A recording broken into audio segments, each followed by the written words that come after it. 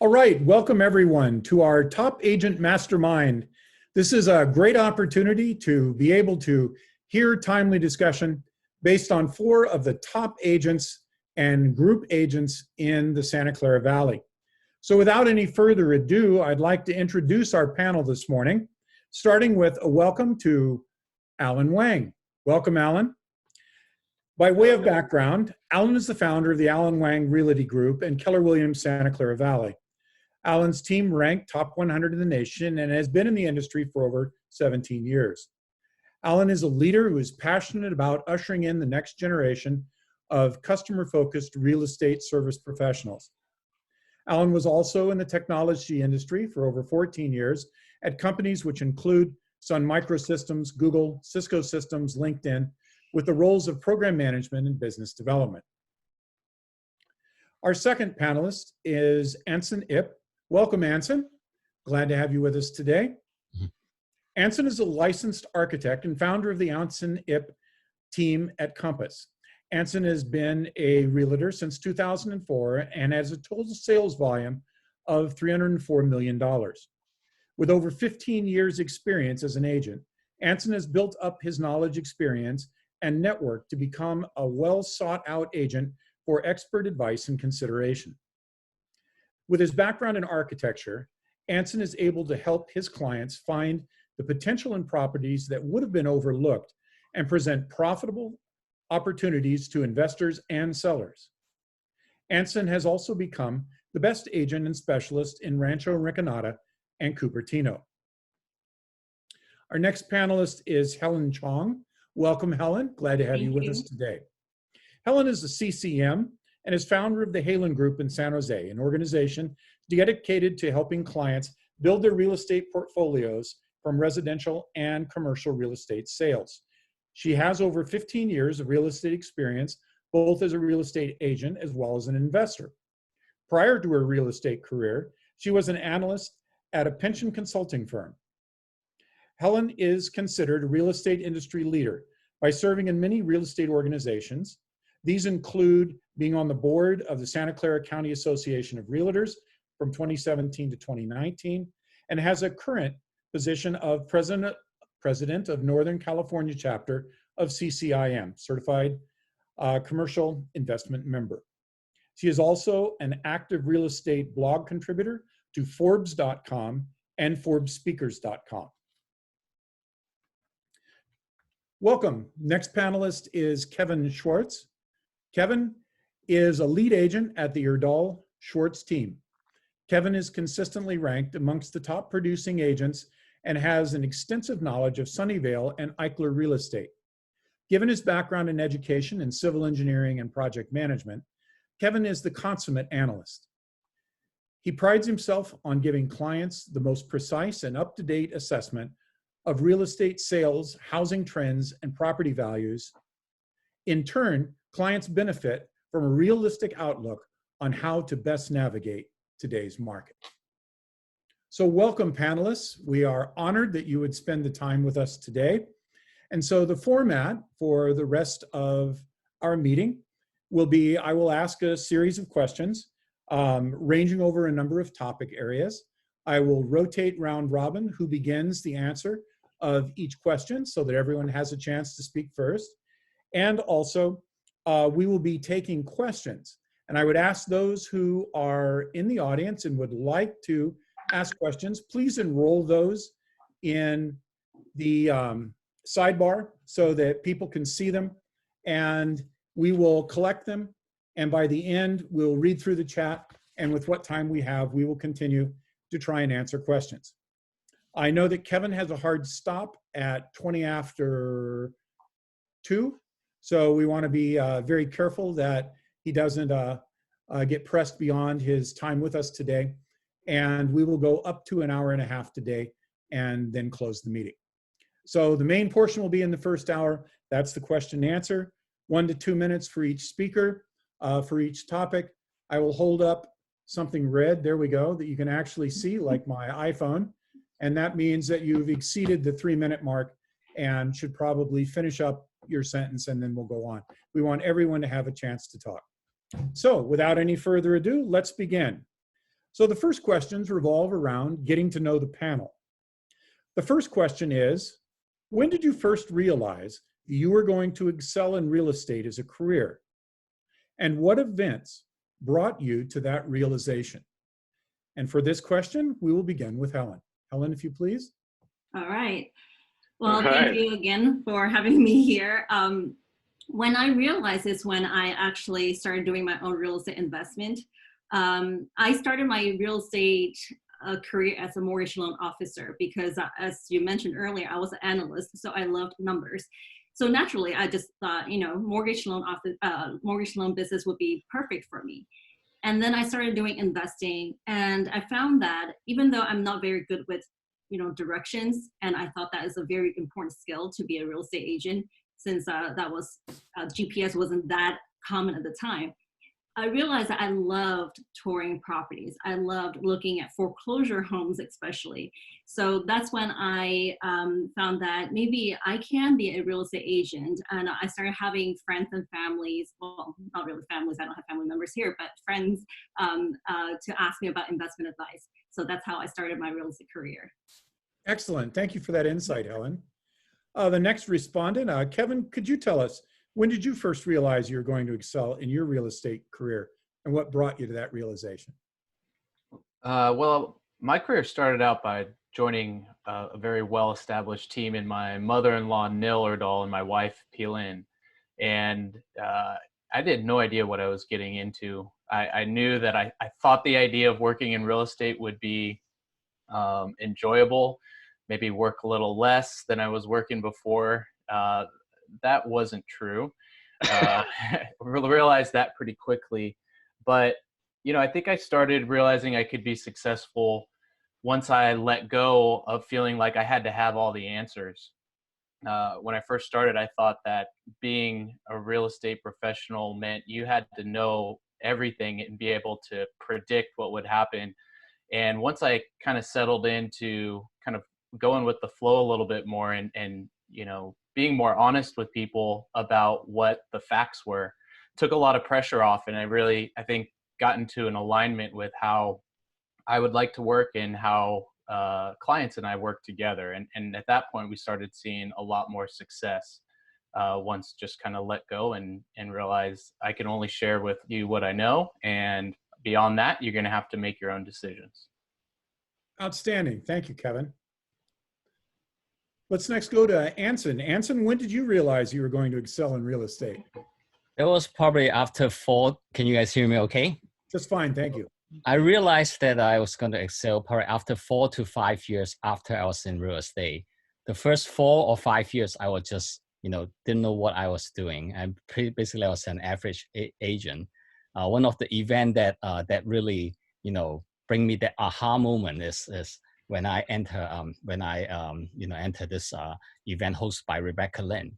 So I still clearly, until today, she said that if nothing you get out from this meeting, please remember the following, okay?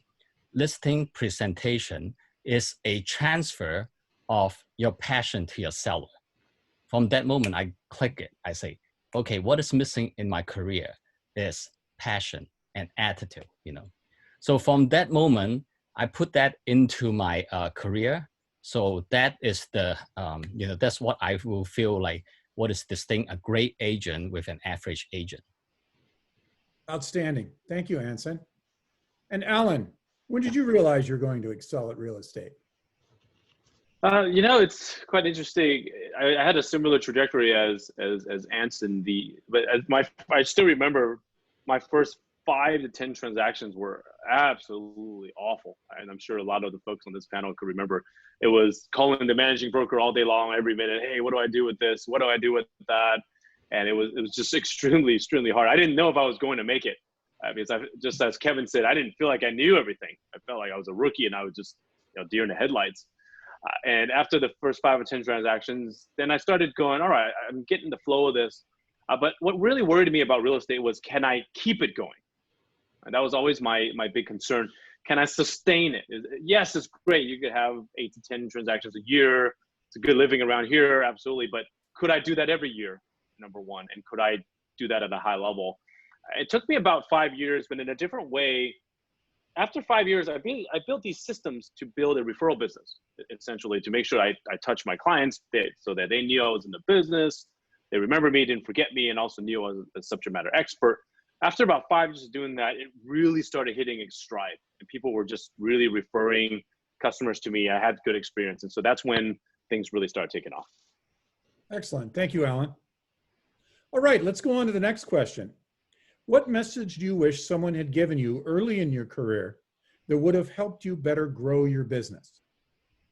So what message do you wish you had had earlier in your career? And we'll start with Kevin. Kevin, when was that for you? So the message that I wish I would have had was just that working long hours and working hard does not mean that you're going to be successful or feel successful. You know, I think over the course of the years, recognizing that what activities my time is best spent in, you know, is what's important, and what I enjoy doing. How do I want to design, you know, my business and my team and work? What things do I enjoy doing? And then figuring out how to outsource, whether it's, you know, hiring part-time people or full-time people to do some of the other aspects. When I first started, I thought I had to put out all my own open house signs. This is part of the deal. I have to water plants, and that never really helped me take off. And I never felt successful, even though I was working very hard. So definitely wish someone would have shared with me to figure out how you want to work and then go from there. Excellent. Thank you. Next, let's ask the same question of Anson. Anson, what message you wish somebody had given you earlier in your career? I would say, you know, finding a mentor, finding someone who truly want to share everything that they know and bring you to a successful level. It's not so much about being work with some team that can generate the profit and all this thing. You know, finding a true mentor that wants you to successful, that is very important. At my early stage of my life, you know, like my first deal, I remember I closed a 1.6 million deal. That was my first closing in Mill Estate in Millbrae. And I thought I was good. I thought, hey, you know, I was good, you know, like, hey, look at this. And then it's not that difficult. But I knew, and then after a while, I know that I thought I was good only because I did not know enough. After a while, I get to know more and more people and more agents, study more and more. They are, all of them, they are very, very successful. And then I find that it's the attitude that's this thing and transform the passion to them to become something great. Excellent. Thanks, Anson. Alan, how about you? What do you wish somebody had told you early on? I wish somebody had told me, sometimes when you join real estate companies, there's a lot of noise. You can get business in a lot of ways. You can do open houses, you can cold call, you can call expired listings. And I wish somebody actually told me this really simple point. The people that know, love, and trust you will always support your business. That's something I wish that somebody told me, because there's a much easier way to get business than the other ones that I mouthed off, right? Being able to understand that very point. I'll give a quick story. Early in my career, a friend of mine referred me a customer. And in my youth, I was kind of ignorant. And I said, oh, let me pay you a referral fee. First thing I said. And by the way, you're not allowed to do that. I was too young to know that at the time. And he said, his face kind of dropped and changed. And he says, Alan, that's not why I refer you. And I'll never forget that moment. He didn't refer me for any purpose other than that he knows, loves, and cares for me, and that he wants to see me succeed. And I think there's so many people around us in our lives that are of that nature, and that they want to support us. That is honestly probably the one main source of business you really need. Excellent. Thanks, Alan. Helen, how about you? What message do you wish someone had given you early in your career? Well, when I first, actually the reason why I was a little hesitant to be in the real estate was because real estate industry in general just have this bad reputation. It seems like we are these hardcore salespeople, and even your license is salesperson license. And I didn't realize that really as a real estate agent, it's all about education, and you're actually acting as a consultant. I just remember I started doing my deals, and you know, life goes on. I asked my broker at the time, and we ran into some issues. He basically said like he doesn't really know how to answer me, so I had to go find the solution myself. Then I started taking all these GRI courses. And as I was taking these courses, I just remember sitting there, I started cold sweating because I realized I did so many things wrong. So just getting the license itself is not enough. You have to be educated. It's about post-licensing education so that you can arm yourself with knowledge and education, and then you can be a consultant to your clients. It's not about selling your clients, and that's how you can build your referral business. Excellent. That was really good. Thank you. All right, we'll move on to the third question and last in this section of getting to know our panel. And that is, my hardest day in real estate was, and you finish that thought. And for this section, we'll begin with Anson. Anson?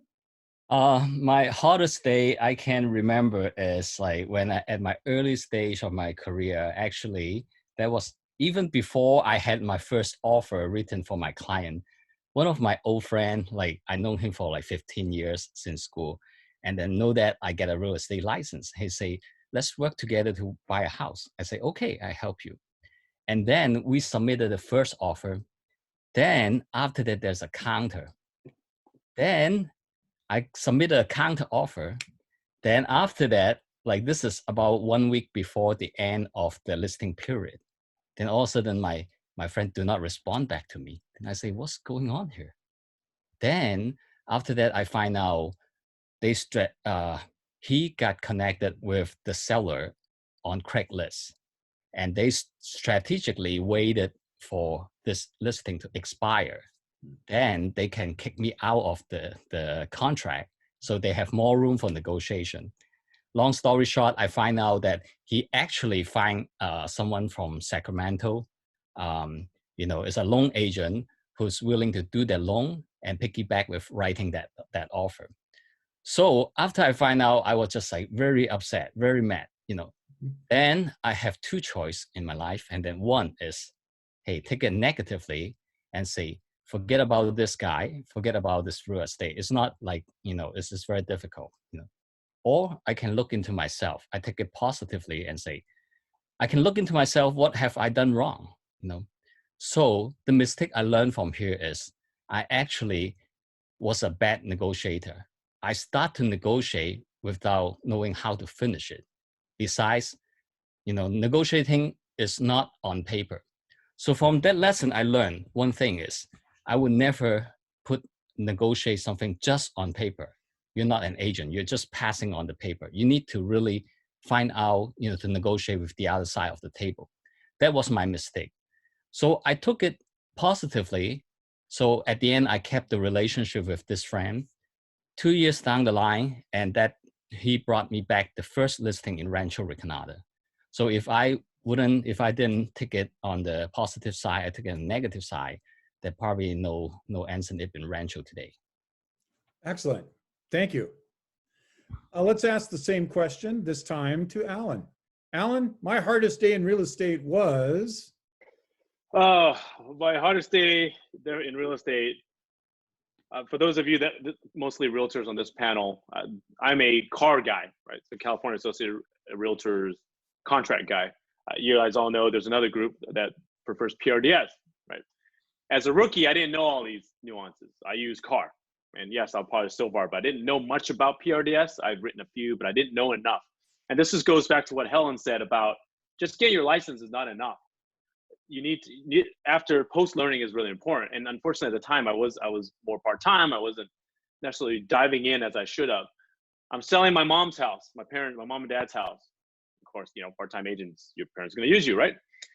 And I get a PRDS contract, and I could have asked for a car contract, but I didn't. I said I don't want to be that agent that is forcing people to use their contract. And so I said, all right, I'll take the PRDS contract. But I didn't know enough, especially that clause where they sneak in there that the seller is supposed to fix Section 1 items. I didn't know that. You guys know this, right? The car contract, you actually have to put an addendum in there. And the PRDS contract is buried in there. It's buried in there. If you don't check as is, it's in there. So we go along, we sign the contract, and then she goes, hey, the termite inspection says there's, this to be inspected item. I said, okay, yeah, go ahead and do further inspection if you like. Her report says it's $10,000 to fix. Right. And she checked the box that her report is the operating report, of course. And at the time, I was too embarrassed to tell anybody really, my parents or the other side, that I had made a mistake. In hindsight, I should have just told the lady, hey, you know what? I didn't see that in a contract. Could we work something out here? She might have let me go, but she really wanted to make it a point and stick it on me. So long story short, my parents got stuck with a $10,000 bill to fix a shower stall that really wasn't leaking, but we had to fix it anyways. And that's a tough day for me, right? I mean, of all the people you want to do good for is your parents, right? You want to do a good job for your parents. And that's when not being educated enough or having enough experience kind of screwed me a little bit. And so I'll tell you, I'll never forget. And every time I see a PRDS contract, I will make sure that as this is checked and those black lines are crossing that section out. So I'll never make that mistake again. Very good. Thanks, Aled. Hardest day in real estate, Helen. Well, I think we have so many hardest days, honestly. And I mean, with all these negotiations or sometimes dealing with really difficult agents and you wonder why they're so mean. But my hardest day was really when you're pregnant and serving clients at the same time. And I'm one of those that first month or first trimester, I lose like 10, 12 pounds right away because I could not eat anything. I was constantly throwing up. I'll be driving my car, going to showing after showing. I'll be in between showing in the car, I'll be throwing up. So I always have plastic bags with me. Or after the baby was born and you are nursing and you still have to do showing constantly. So the pain, all that, I felt like it was really, truly my hardest days because you're not sleeping, your body's in pain, but you have to act like you're normal. You're just like every other agents out there, you're able to work still. Because of that reason, I honestly feel like nothing else would be harder than this. So I commend all the moms who are pregnant or just had a baby and still working out there because it is truly, truly very difficult jobs because I had to pull over. I had to pull over just so that I can nurse or, you know, do my mommy's job. But those days are behind me now. So I feel like right now is much easier than when my 3 kids were babies.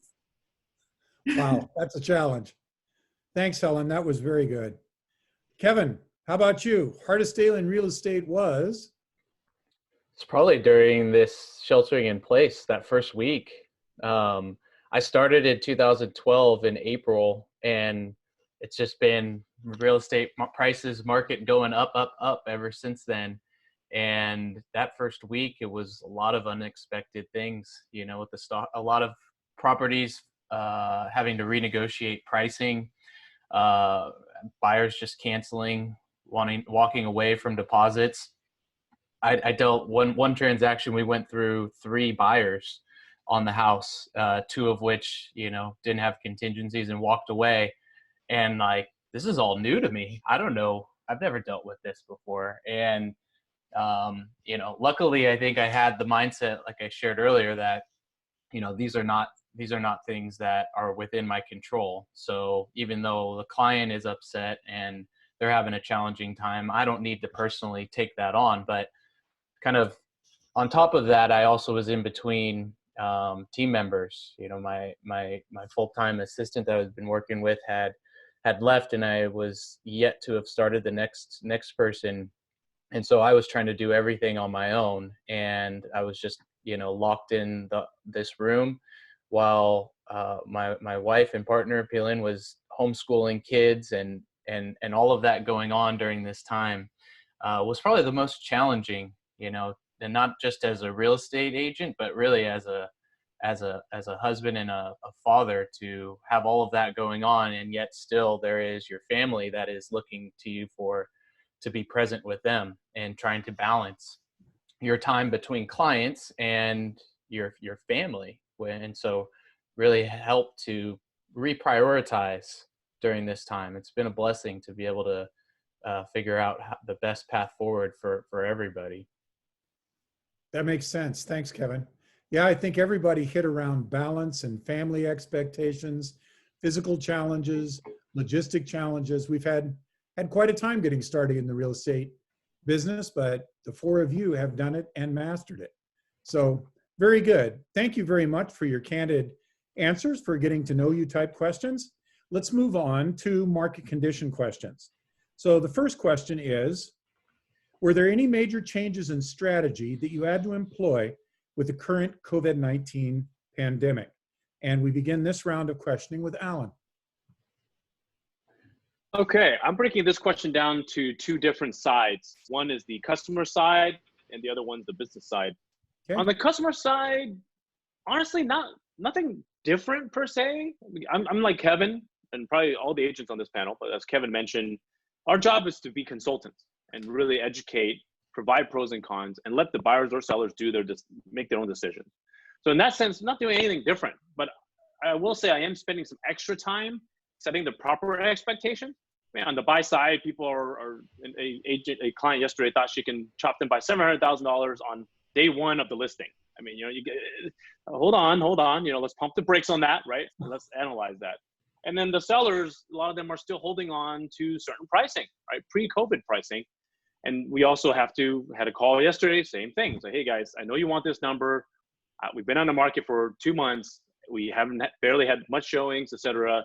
And here are the competitors that are at the same price range. And if you look, there are a lot superior houses, right, than the one we have. And they said, okay, Alan, we'll talk about renting the property out then. Let's explore that instead. So just really double clicking on both sides and just setting the world's changing every minute. So we need to get those expectations straight and just dive deeper than we normally do. On the business side, it's been, as Kevin said, it's been eye-opening. It's disaster recovery planning is what I call it. I've been cutting expenses. I mean, I even cut my TV service. My wife always says you don't have time to watch it anyways.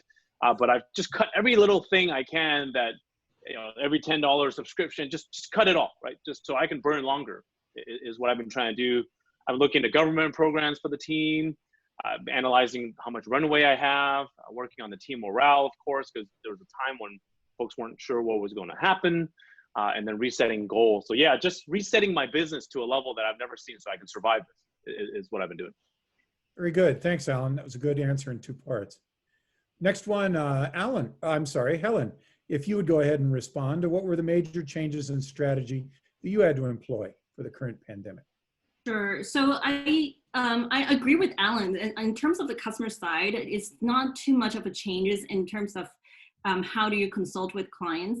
But I think this pandemic allowed a lot of people realize that we really have to rely on, obviously, virtual meeting or technology a lot more. I think we have used virtual tour for years now, and then a lot of customers, they actually don't really look at virtual tour until now. All of a sudden, everybody asking for virtual tour. So I think it's good that the customers now are seeing that we're way ahead of this. In terms of my business side, this goes back to what I said earlier. This is more important because you cannot really go out and see clients now, but it's very important to stay in touch with your clients and be their consultant. Every single client is gonna ask you, how's the market? Where do you think the market's gonna go? How are you gonna answer that? You have to bring in facts, not just I think, or I'm guessing this. We cannot be the predictor here. We have to use some statistics out there. We have to be on top of the news. So we need to share with our clients even more at this time.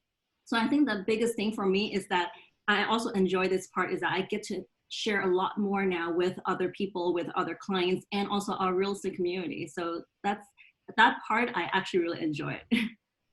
Excellent. Thanks, Helen. Kevin, how about you? What changes have you made in your strategy during the pandemic?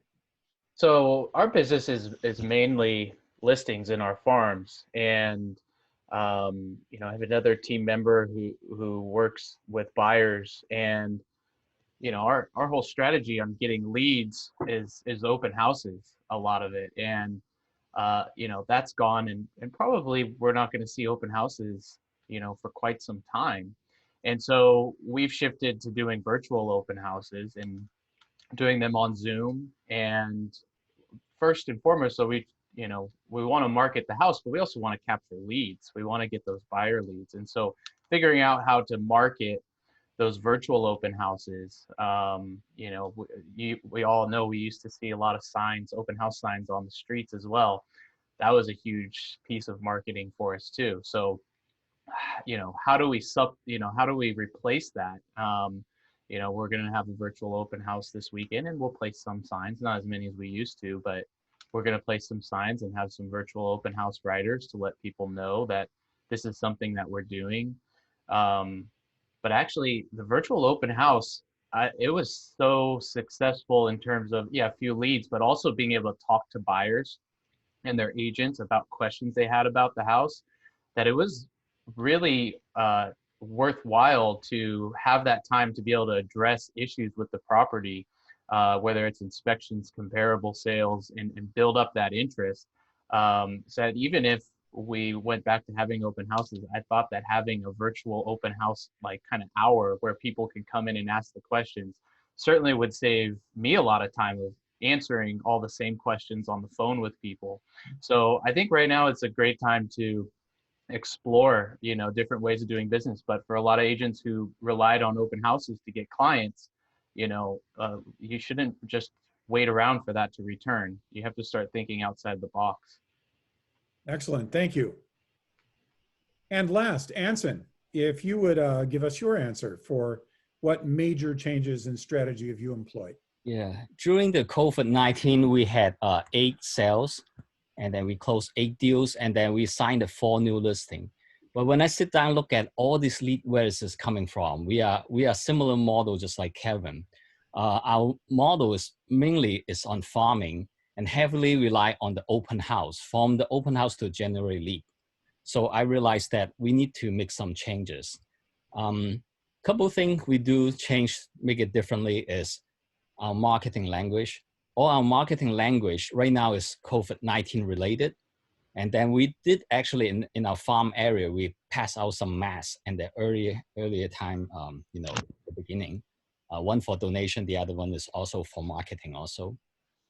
During this time, like me and my team, and we sit down and we actually switch gear to, it's also an opportunity for us to look back what is weak in our team.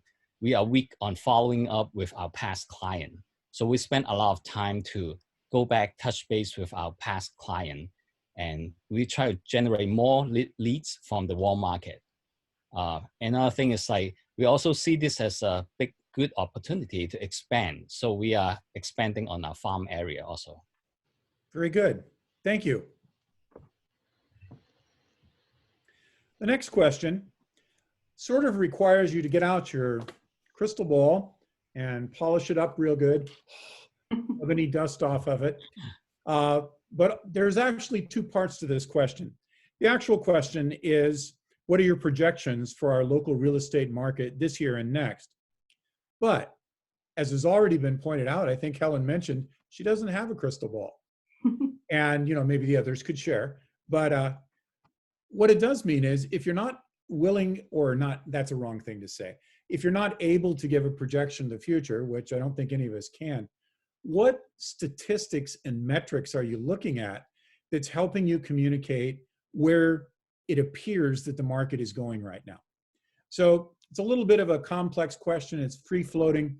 Where do you think things are going, and what are you looking at to figure out where it may be going? What are you using as a compass, so to speak?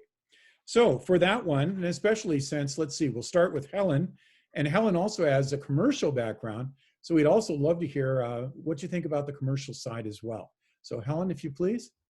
Sure. So again, we cannot predict the future, but we can tell the clients what's been going on, and from the statistics. MLS listings for residential side, they actually have that AccuList giving out data every single day. So a lot of times I use that data to show people, especially with the supply and also a number of transactions being transacted during that week, or you know how the trend is looking from the first day of shelter in place all the way until now. One thing I show to them is that you see the supply had gone up quite a bit. The first day shelter in place happened, you saw like withdrawal of, it was like 85% more than last year in 2019. So what does that mean when you have so much withdrawal of listings? Withdrawal meaning they are temporarily withdrew from the MLS. That means they might still be coming out on the market. And then as soon as we know that May 4th, we're able to show pretty much all the vacant and occupied homes. What happened? You see the chart now, new listings shot up. So that means there's going to be more supplies. So we use this data to share with our clients to consult with them. And in terms of commercial side, there are apartments that we handle apartments, and we talk to a lot of clients, what's going on with their, are the tenants paying? You see on the news, they keep talking about this 30% tenants are not paying. So everybody thinks that, okay, 30% of tenants are not paying, and this is gonna be really bad. But once we start talking to the local landlords and our clients, we realize that that's not true. Class B properties or in a Class A location, it's only 5% of the tenants are not paying. And maybe if your property is Class C and in a Class C area, then there's about 10%. So we cannot really use this national number and then make it our local number as well. I think that is really important, is that for us to use more localized number and really get in touch with our clients to figure out what is going on. And we are the one on the ground day to day, every single day, talking to buyers. And I always kind of think it's funny that sometimes our clients may be talking to their friends who have sold 1 or 2 homes, and then all of a sudden their friend is the expert. We have to remind them that we are the ones who have done hundreds of deals, and we do this every single day. So we have to consult them from that sense. Very good. Thank you, Helen. Kevin, how about you? What does your crystal ball say, or what data are you using to drive a prediction? Well, like Helen touched on, predictions really focus with clients about, what the right timing might be and what the risks are, what the potential reward is to waiting. I look like Helen did about, really local stuff. So not even necessarily in Sunnyvale would I look at all of the actives versus pending listings. I think that's a good ratio to show us how quickly homes are getting absorbed. Looking when the MLS was stopping counting days on market, really exporting all of the sales into Excel to be able to calculate, well, how many days were they actually on the market? Those kind of things are important to be able to see how quickly things are selling. I too, expected, like Helen mentioned, the occupied homes to come on the market in May as soon as you could show them, and that certainly happened. But when you break it down into, school districts, or zip codes, and you look at those ratios, it gives you a really good idea of, how quickly those properties are selling. I think this summer, I'm certainly getting a lot more calls from, would-be sellers who are planning on putting their home on the market this summer. So there was a big gap in time where I wasn't getting very many calls, and now all of a sudden they're coming in. So I think we'll see this kind of spring market shift to the summertime and see more listings come on. Buyers are certainly starting to get more confidence, as interest rates are low and they're seeing the stock market climb. They're feeling pretty confident that it's a good time to get in now. But I'm cautioning sellers that this winter time is going to be unpredictable. So certainly you got a time period up until maybe September or so before people start thinking about the presidential election. And that's going to cause people to wonder, okay, how's that going to affect the economy?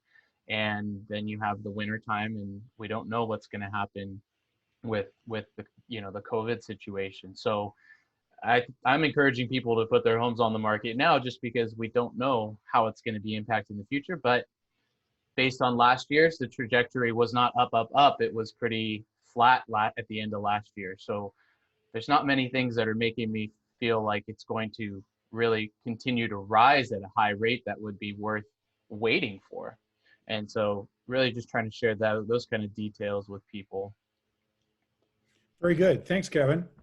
Anson, how about you? Yeah, it's interesting year this year. I think my projection, I think from June to August is going to be very busy for us. It's also similar idea. It's just there's a delay on the spring activity, bring it to June to this summer. So normally summertime is very busy. I mean, not very busy, but this part is the busiest summer for the past long time, 5-7 years. After the August, I think there will be a new time, new era. We don't know what the impact it is. I think there will be the true economy to see if there's any negative impact from the COVID-19 to kick in. I think the data that I have, all I can relate is back into the last crisis, 2008, 2009, the maximum decline in the Cupertino area is about 20 to 25% max, you know. So when I talk to the buyer, I tell them, hey, this is a long-term thing. If you are buying it for long-term, you know, this is the assumption that you can base on, okay? And then for the next year is kind of tough to say. I think it depends if we find any like solution for the COVID-19. If we do have that, then I think our market is not bad. You know, I think the market is not as bad as 2009 like that, you know. Yeah, very good. Thank you. Alan. Yeah, I think the group shares my same short run and long run. I mean, in the short run, I think we're a more balanced market and even skewing more towards the buyer's market, just giving everything going on. And a lot of it will depend on our macro and micro economy. If macro and micro holds, if it gets worse, then we'll definitely be in a buyer's market. But the odds are us being in some crazy seller's market, just as Kevin said, 10% gains are pretty slim. So I think getting out now is wise, unless you're okay to hold it for a little bit longer, right, for that particular asset. I mean, in the long run, I'm talking 5, 10 years. I mean, we will be fine. We'll get through COVID-19. In the short run, I mean, this year, like as Kevin said, are we going to have a second wave? Will we shut down again? I mean, there are a lot of variables floating around that it's hard to predict. But can I talk about? I want to talk about 5 points that I do know of what I've been seeing. How about that? I like to talk to buyers and sellers about what I actually do see going on. Number 1, the best products sell, period. If it's a remodel home, priced reasonably, move-in ready, great schools, great location, close to work, you know, within my price range or the proper price range, that product will sell, and likely with a few offers, at least 2 of that, maybe more. If you underprice it, then you might get a lot of offers, right? Those products still go.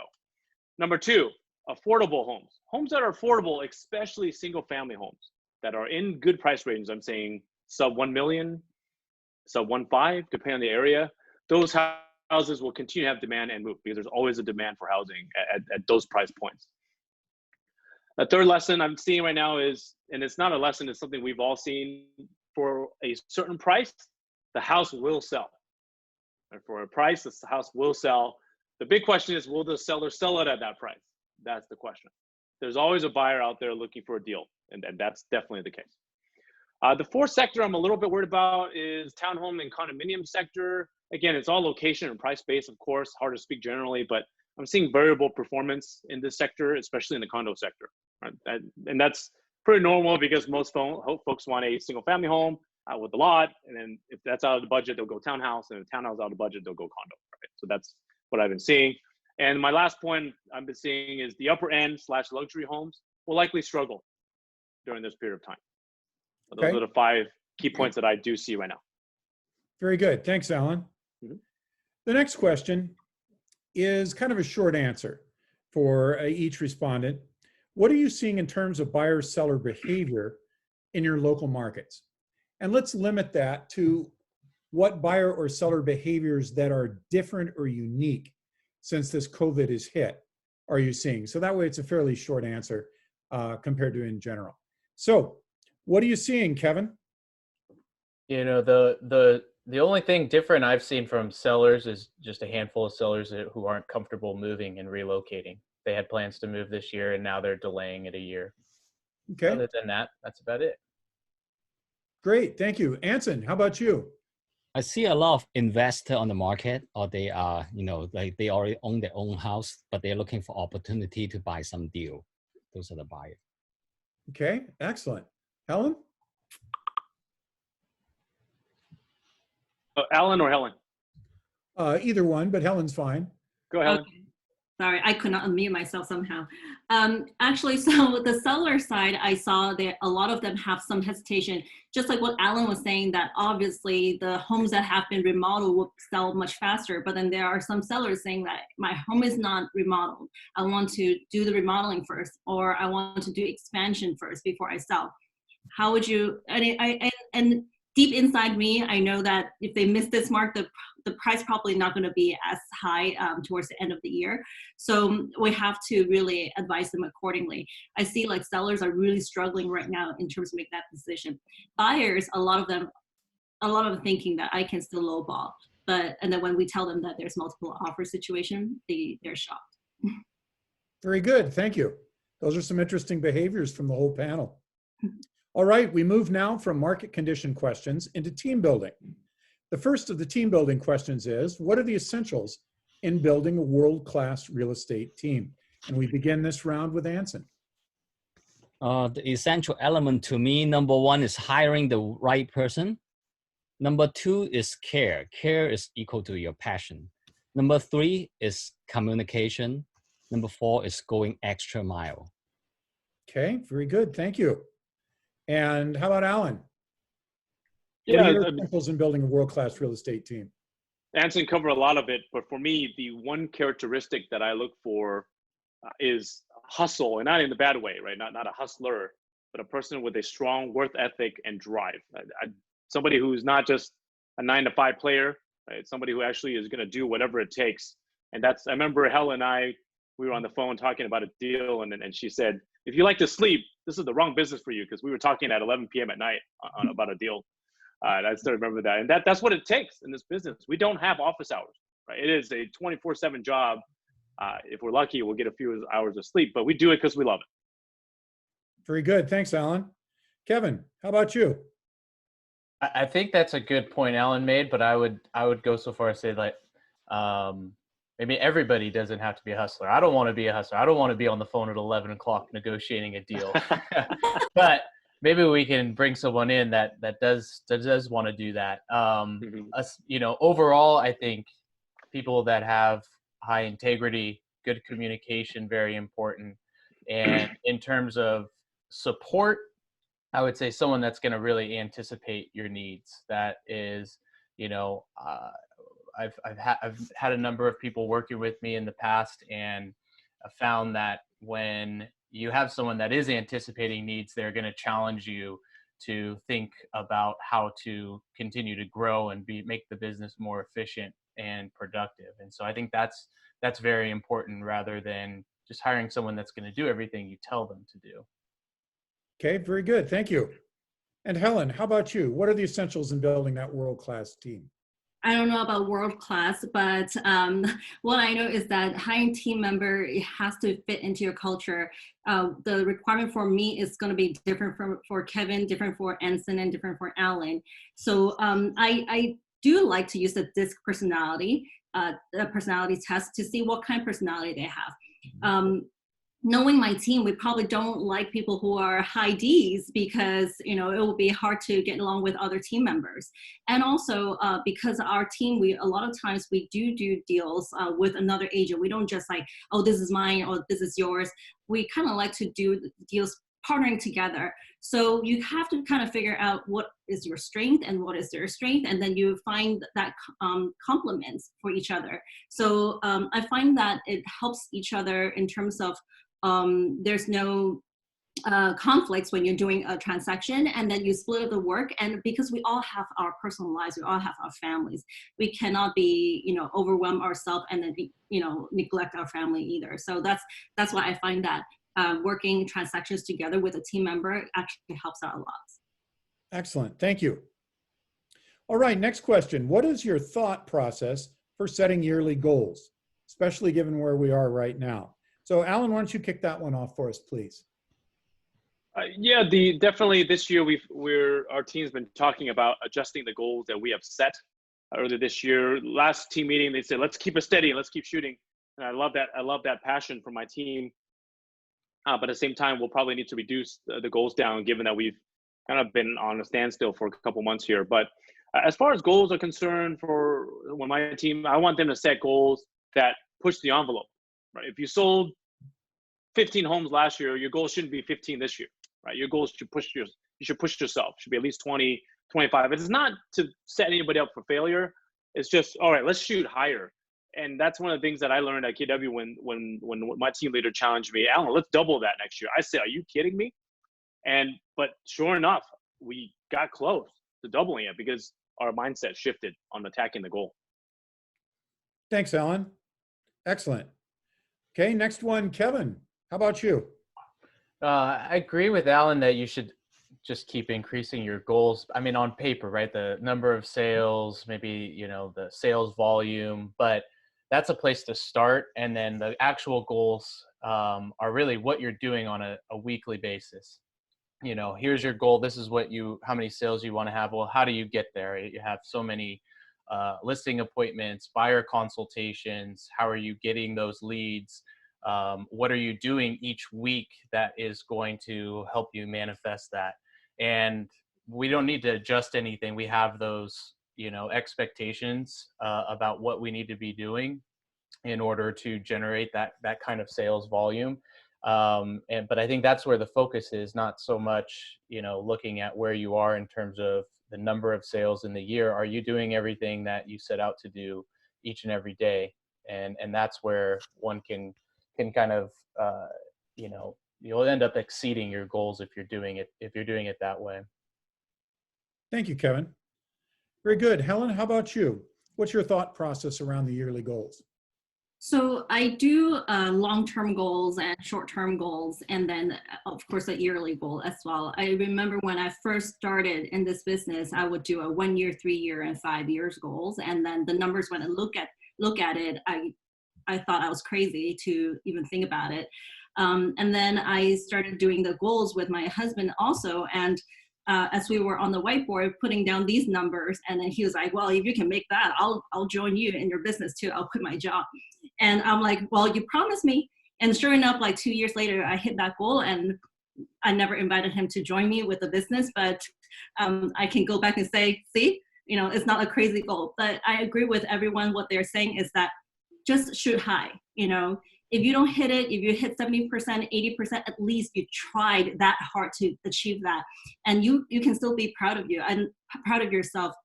I don't think there's a reason why for anybody to beat yourself up when you cannot reach that goal, because there's a reason for us to set a goal just so that we can continue to strive for better, to be better every single year.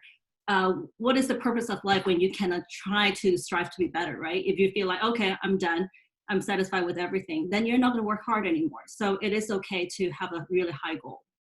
Excellent. Thanks, Helen. Very good. And then finally, Anson. I think it's very important to set goals. Setting goal is one big part of my, you know, career and my business.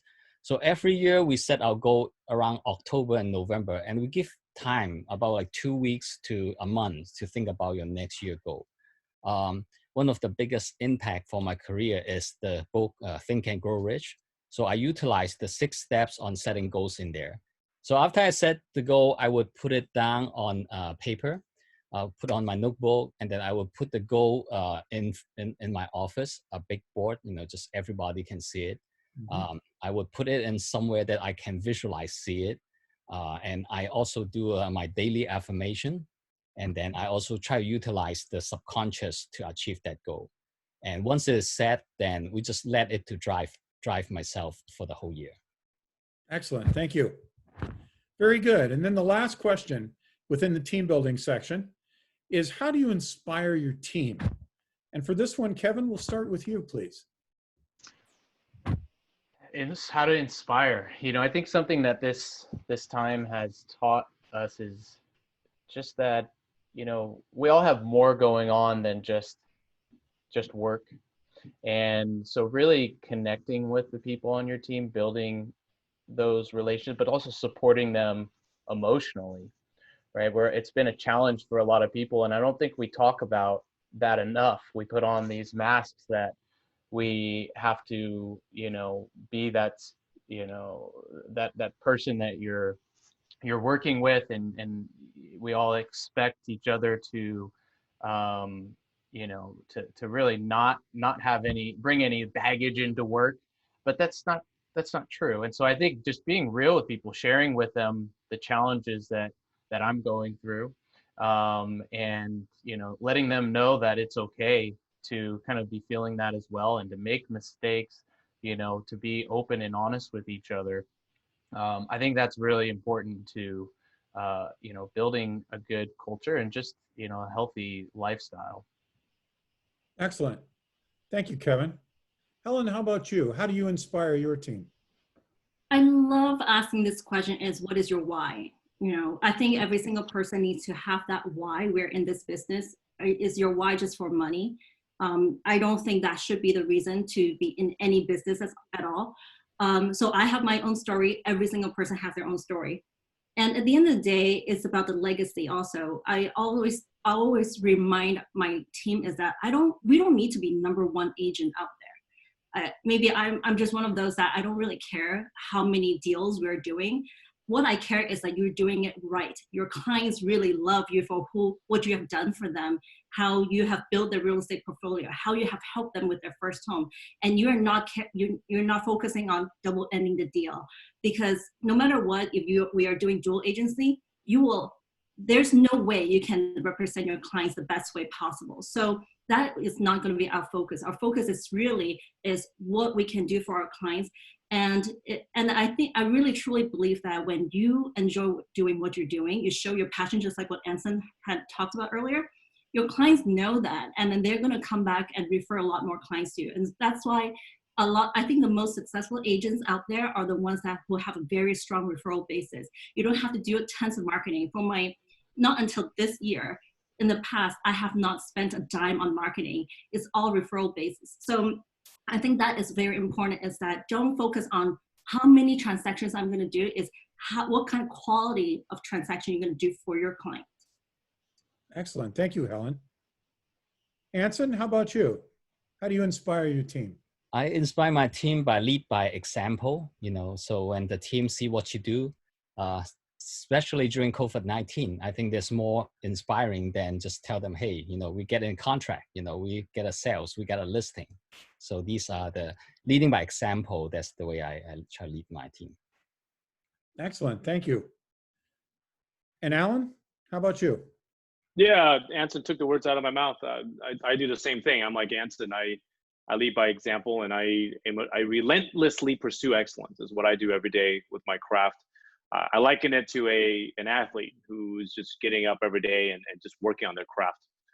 And that's what I do. And to Helen's point, what do I want to leave behind here is I want my customers and my colleagues like you on this call to know that I always operated with the utmost integrity in anything I did, whether it's just treating somebody that you meet day to day in the real estate transaction or a customer, that I did my utmost to be the highest person of integrity, period.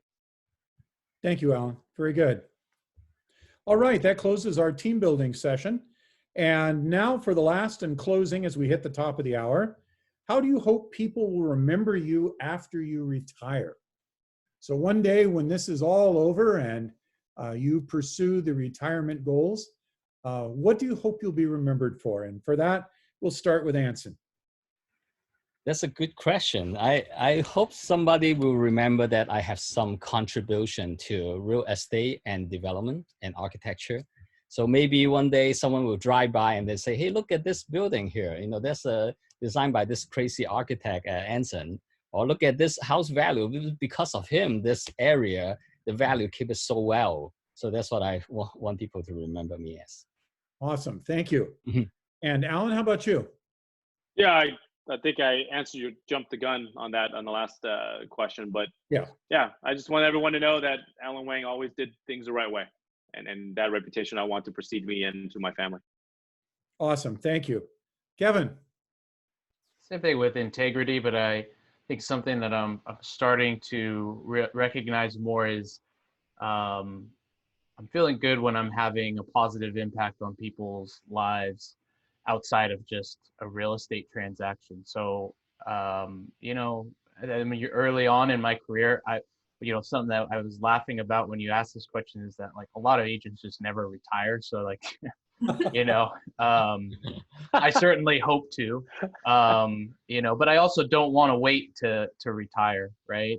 I want to, again, continue to build out a team and a business model that will allow me to enjoy life before retiring. But I think really the thing that I hope people remember is our interactions and kind of what I brought to their life outside of just selling a house. Excellent. Thank you, Kevin. And Helen. Well, there are three things, three different parties. One, with our clients, obviously, I hope that they will remember you know, we help them to build that real estate portfolio, because our objective of our business is really helping our clients to achieve that financial security at retirement. I have one client specifically who said that, and early on, she said that our kids' college tuition is all on you. And sure enough, in the middle school, they already sent their kids to these private schools. And I was like, well, you kind of achieved that goal early on. So that was really, really touching for me to have that, basically have that legacy with our clients. And so we do hope that we can do that for all of our clients. In terms of the real estate industry, I hope that I was remembered by being part of helping to elevate the real estate industry standard. I'm not one of those agents that remember saying like, oh, you know, this person is unethical, and then instead they remember that, oh, okay, you know, she helped to elevate the real estate standard for the industry. And then lastly is with our kids. I think if my kids can remember me as like, I remember my mom worked really hard, but every single night she still have dinner with us and she still spend a lot of time with us.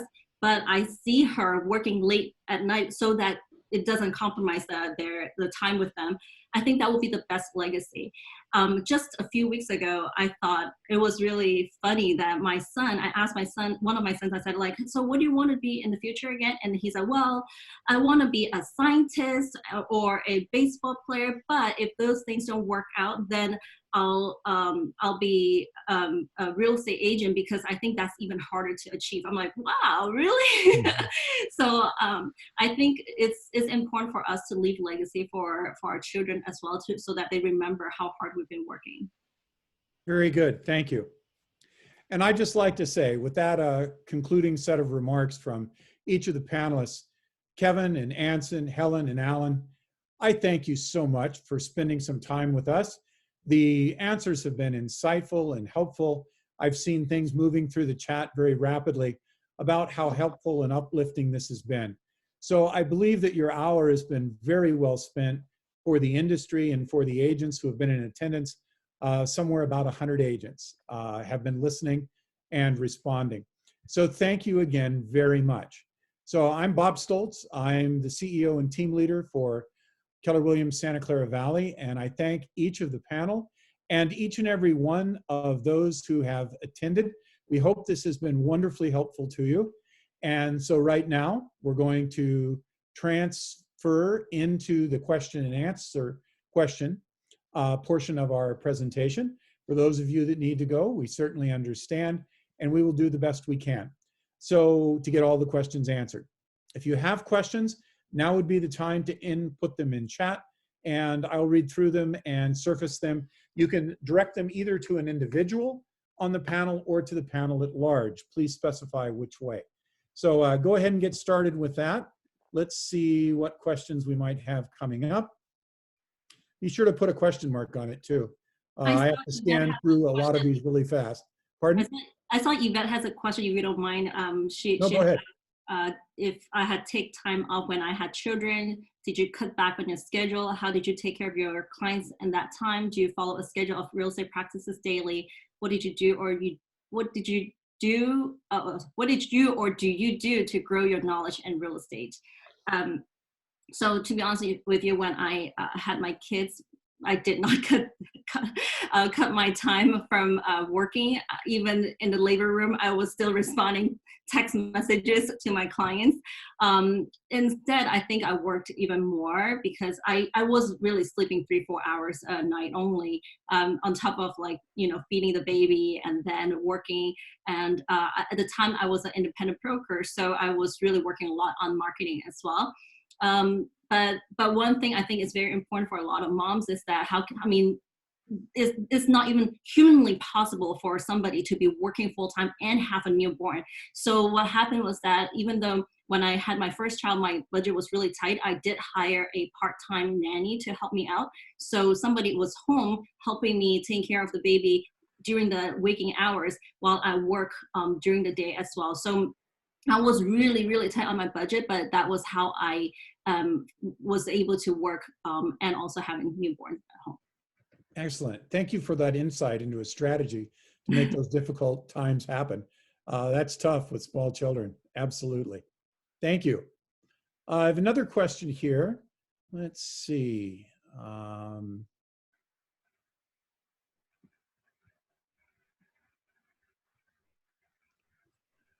are you handling buyers' negative outlook on home prices? This is from Emmanuel. Anybody want to field that one? How are you handling buyers' negative outlook on home prices? Do you mean, does Emmanuel mean that basically buyers are thinking that prices are going to be going downward at a high rate? Probably, huh? I'll jump in really quick. Yeah, it's certainly, I mean, I think making, regardless of, buyers all want a deal. I mean, that's the case regardless of market. Especially now, they think that there is a deal. I think the key is to run the numbers, run the metrics, see what the prices were pre-COVID, and see whatever data points you have during COVID or right now, and then figure out where the seller is at, right? If they're buying a house in Arizona, they got to get out, then yeah, perhaps they'll deal a little bit more than the one who says, I don't have to sell till next year. So I think just finding the right negotiation tactic with the right person, and also putting an offer that's at the edge of what's reasonable. I'll give you the example. My client wanted to go 700K down, under list on day one. That's not reasonable, right? That's not going to work. I mean, I think if they're going to do that, they might as well drop their price to 700K and sell the house right now, right? So I think, Emmanuel, really educating your buyers on with data. Give them data, show them trends, but also put them in the seller's shoes. Would you take an offer like that? Right? Let's be rational. Is it at the edge of what's reasonable, or is it completely unreasonable? Excellent. Thank you. Anyone else want to comment on that one?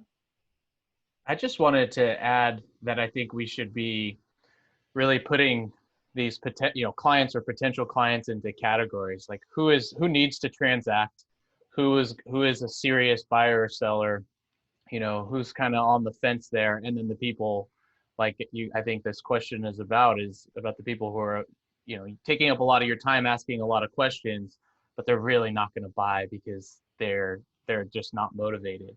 That is something I definitely learned early on, is you need to be careful who you're giving your time away to. And so putting your clients or prospective clients into those different categories is going to help you better maximize the return on that investment of your time.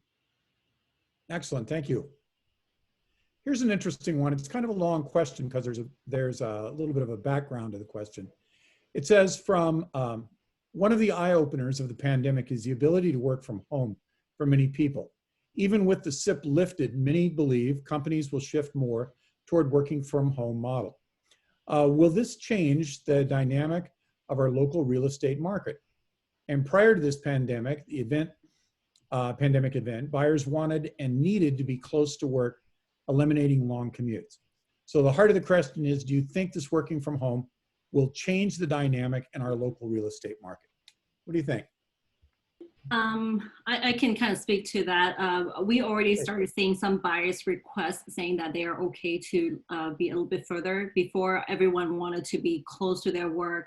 And now we started seeing like buyers are actually valuing more on the size of the home. They want to make sure the home has a backyard or have an extra bedroom so that it can be used as an office. So we definitely have started to see more and more buyers asking for that, surprisingly. In just such a short period of time, the whole dynamic changed. I think this goes to not even just the residential side, but even commercial side, because so many companies now saying that you can work from home. Some of the offices, we predict that the suburban area offices probably will be more popular than the ones that is centrally located, because people don't really need to go into office as much anymore. So definitely in residential side, I think there's going to be a change. Okay, excellent. Thanks, Helen. Anyone else want to comment from the panel? I think there will be impact, but the impact might not be as fast as we thought of. It's not going to be like overnight. Just related to back to the history, like Silicon Valley, when they first invented like internet, they say, oh, okay, you probably don't need to go to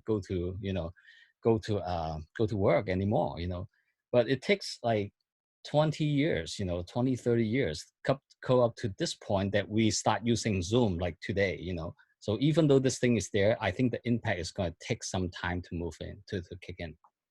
Okay, very good. Thanks, Anson. Bob, from my side, I think this is a short-term phenomenon. definitely, I understand if you get to work from home, people will perhaps choose to live further. I just don't know in the long run if companies are really going to keep going this route. There's no replacement for the face-to-face interaction. There just isn't. I mean, this is great. Definitely, Bob, you and I did video conferencing at Google, right? But there's no replacing the face-to-face interaction and that teamwork that you can get by building a product together side by side in a bullpen.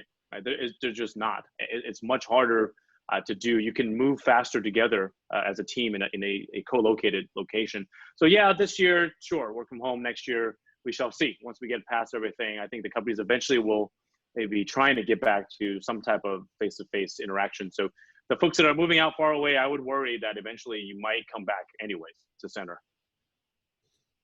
Very good. Thanks, Alan. Okay, the last question I see on here is sort of a doomsday scenario. One of you said that if we find a cure for COVID-19, then the market will be okay next year. What if no cure for COVID is found next year? And what do you think would be the worst scenario? Will the market be worse than 2008? So that's definitely a dust off your crystal ball. If we can't figure out where the market's going, I'm not sure how we're going to figure out where COVID is going. But does anyone want to comment on that? I want to say, first of all, it's definitely, we won't find a cure, but we probably will find a vaccine. And I actually started my business in 2005, and so I went through that 2008 to 2012 recession. And it was pretty depressing at the time, but at the same time, even though it dropped so much, investors, I build my business entirely, almost entirely on investors. So there are going to be market, as long as you are willing to adapt. I think, I really don't think this time the market is going to be worse than 2008 for the fact that the fundamentals of a lot of banking system, everything, like we were in pretty good shape. Unfortunately, I think small businesses, service sectors, they're going to get affected the most. And most of the homeowners here in Silicon Valley, I'm speaking specifically for Bay Area and Silicon Valley, homeowners, they are not in the service industry, most of them are in the tech. So I know tech for the startup, a lot of people starting to get laid off. I think it was like about 33,000 people who were laid off in the past few months. But then the bigger companies who have like a lot of reserve, they are able to probably stay afloat for another year to 2 years. And then the bigger company, Apple, Facebook, Google, Amazon, Zoom, Netflix, they're all doing pretty well. So I just think that it's not going to be as bad as 2008 for this area at all. Thank you, Helen. Any of the other panelists want to comment on that one? Yeah, for me, when it's really bad, it's actually really good for somebody, you know. Mm-hmm. So back in, remember, like, I remember those people who bought from the last down cycle, 2008 to 2010, you know, I never have anyone come back and say, I regret of buying it at that time, you know. So what I think, like, to the buyer is, you got to show it to them, you know, the market is going to come back. It will come back, you know, look at that, like the money is going to depreciate it. Economy is coming as a cycle. Everything is going to be in cycle. Important is, do you want to invest in the short term and the long term? If you invest in the long term, this is the opportunity. But if you invest in the short term, then you got to be careful. Very good. Thank you, Anson. Anyone else? I saw this one question about how about when we call listing agents, some agent never pick up phone and never disclose any information about the offer. This is by Miko Lee. We kind of skipped that question. I want to see if. Oh. Sure, go ahead. You're asking the wrong group, Miko. None of the four of us do that. So, but I mean, Miko, I would just tell you, there's a reason why the four of us are in this business, right? We're trying to raise the bar of agents in our industry. So that's honestly, I don't know how you sell a house without answering the phone. And there's definitely a lot of agents that are, I don't know what they're busy doing, but they should be busy answering the calls of buyers agents who are trying to sell their home. So yeah, Miko, I don't know, but I know the four of us don't do that, because I know I've talked to each and every one of these listing agents and we always answer our phones. Very good, thank you. Here's another good one. What skill set should new or all agents be working on how to better consultants to their clients, how to be better consultants to their clients? What skill set should new or all agents be working on, and how to be better consultants to their clients? I think it's all education, really. There are so many classes. My first one was the GRI course, which has, I think, 12 or 13 classes. I drove around 70 miles radius, all over, up and down San Diego, all the way to, I forgot, North San Jose somewhere. North San Jose, I'm sorry, LA County. And I took all the classes that I realized I just didn't know what I didn't know. So you just gotta take a lot of classes, learn from a lot of different professionals. And I think, unfortunately right now, live classes is really hard, but Zoom classes like this is still very helpful. You're able to ask questions right there. You will learn the most is from other agents' experience. Once you hear about their case studies, then you realize, oh my gosh, I did that wrong too. So you will never do that again, because you'll learn how bad it's gonna make you look in front of other realtors. Very good, thank you. I think something that's very important in communicating is just asking questions. You know, ask questions of your clients. Like, you know, you can't make any assumptions about what their goals are or what their needs are. You know, it's just best to come back to them with questions to be able to find out how you can help them, you know, achieve their goals. And on top of that, just become an expert in whatever area you're selling in. You know, people want to work with someone they trust, and certainly you're going to have some answers and know your marketplace wherever it is you're working to be that expert. So, you know, start out, you know, where you have your clients, and make sure you're doing your research so that you can bring value to that, and then just make sure you have good communication. Work on that communication. Very good, thank you. Okay, let's do 2 more questions and we'll call a conclusion. So if your database was wiped clean, and given our circumstances with SIP, with your knowledge and experience, what is the one thing you would start doing or tracking to drive business again? Make sure you have a CRM. I don't know. I mean, I'm sure, and make sure that you keep it up to date from day one. You know, everyone should have a CRM, and they should have a plan on how they're going to use it. That's something that, you know, I didn't do. I had you know, a database, but a database with phone numbers and people's contact information is not the same as a detailed plan for how you're going to touch base with people. So if you don't have a CRM you're using on a daily basis or a weekly basis, depending on how you're working, that's where you should start. And you don't need to wipe yourself clean, even though it might be easier. But start working with a CRM. And Teresa, on some of our calls, we've been talking during SIP.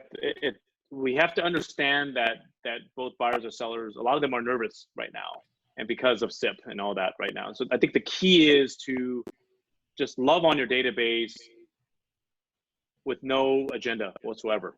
It's a good time to just check in on people, see how they're doing, show care and love, and eventually those seeds that you plant will emerge once we get out of this shelter in place.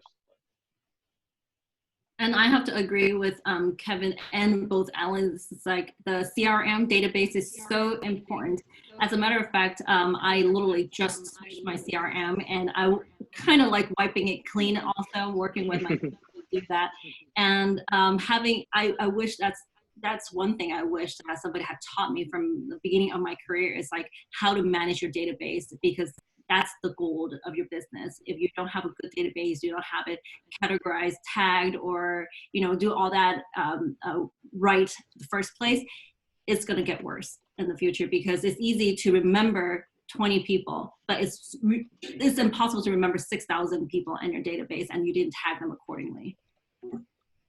Okay, yeah, very for good. me, I never really, you know, during this COVID-19, actually, it's a good opportunity to realize that I have very weak on the touch base of past client. So my CRM is basically a spreadsheet and then something like Encompass.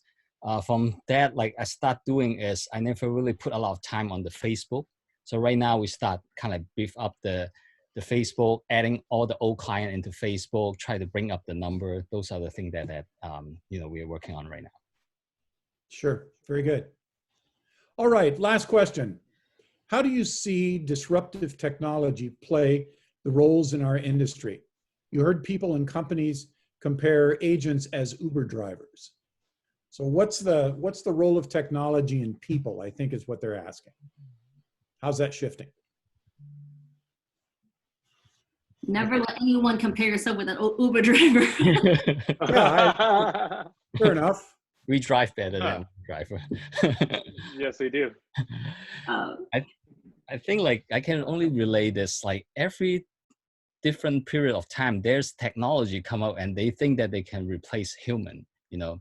I remember back in maybe 12, 15 years ago when Redfin first came out, you know, it's so convenient, you know, the search engine, everything.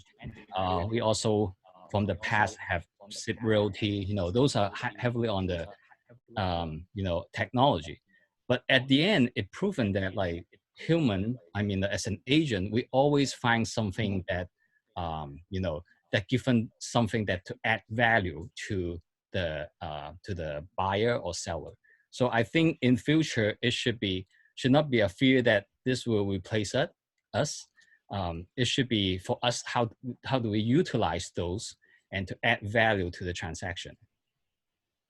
Good. Yeah. Thank you. And I think the technology right now it will never, I agree, it will never replace humans, real estate agents. I think a lot of people are really worried about like, oh, this AI thing is going to replace real estate agents. That's why we again go back to, we have to be the consultant. We're not the salesperson. We are not here to help people find properties online because they can find it on Redfin and Zillow, and they even have coming soon and all that stuff. Yes, sometimes we might hear from our colleagues, but that is not the chunk of our skill sets right now. And we can have a drone and virtual tour to do the marketing for us.